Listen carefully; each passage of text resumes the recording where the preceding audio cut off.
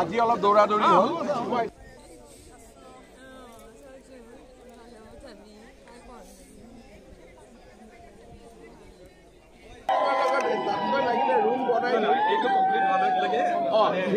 ৰাইজে ৰিকুৱেষ্ট কৰিছে কাৰণে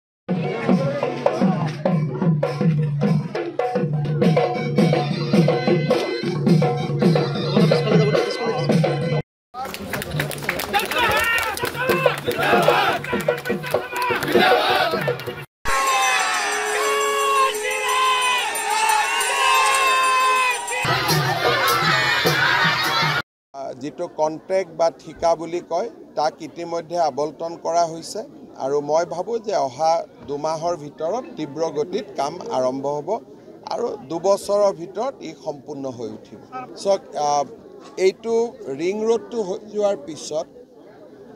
এয়াৰপৰ্টলৈকেও ৰিং ৰোডলৈকে এটা এলিভেটেড কৰিডৰ হ'ব যেনেকৈ নাৰেংগী কুৰুৱাৰ দলং ইয়াৰ লগত সন্নিবিষ্ট হৈ আছে ইয়াৰ পিছত নগাঁও মৰিগাঁও আৰু দৰঙৰো দলং হ'ব আগলৈকে গৈ মাজুলী কমলাবাৰীৰ দলং অৰ্থাৎ অসমৰ প্ৰত্যেকখন জিলাতে একোখনকৈ ব্ৰহ্মপুত্ৰৰ দলং আমি পাই যাম আৰু ৰিং ৰোড প্ৰকল্পই এটা ডাঙৰ পৰিৱৰ্তন কৰিব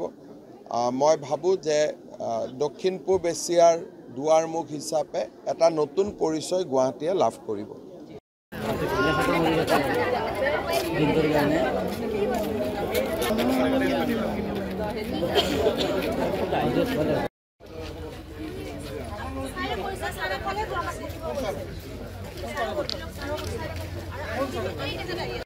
कैमराफोन रोड़ी আছে ভাগে দি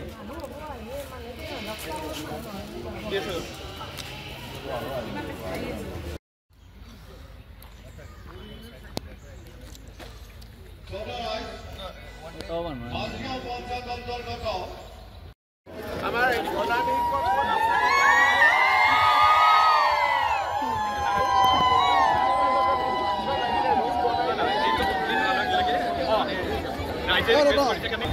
गाड़ी घुमाई যাব ভিতৰত অলপ ঘুমাব টকাৰ এটা গ্ৰান্ট লাভ কৰিছো আৰু সেইভাবে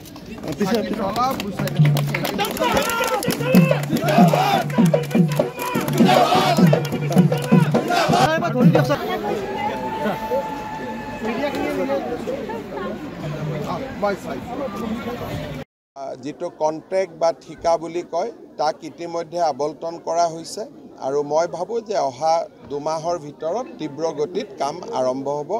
আৰু 2 বছৰৰ ভিতৰত ই সম্পূৰ্ণ হৈ উঠিব সো এইটো ৰিং ৰোডটো যোৱাৰ পিছত এয়াৰপৰ্টলৈকেও ৰিং ৰোডলৈকে এটা এলিভেটেড কৰিডৰ হ'ব যেনেকৈ নাৰেংগী কুৰুৱাৰ দলং ইয়াৰ লগত সন্নিবিষ্ট হৈ আছে ইয়াৰ পিছত নগাঁও মৰিগাঁও আৰু দৰঙৰো দলং হ'ব আগলৈকে গৈ মাজুলী কমলাবাৰীৰ দলং অৰ্থাৎ অসমৰ প্ৰত্যেকখন জিলাতে একোখনকৈ ব্ৰহ্মপুত্ৰৰ দলং আমি পাই যাম আৰু ৰিং ৰোড প্ৰকল্পই এটা ডাঙৰ পৰিৱৰ্তন কৰিব মই ভাবো যে দক্ষিণ পূব এছিয়াৰ দুৱাৰমুখ হিচাপে এটা নতুন পৰিচয় গুৱাহাটীয়ে লাভ কৰিব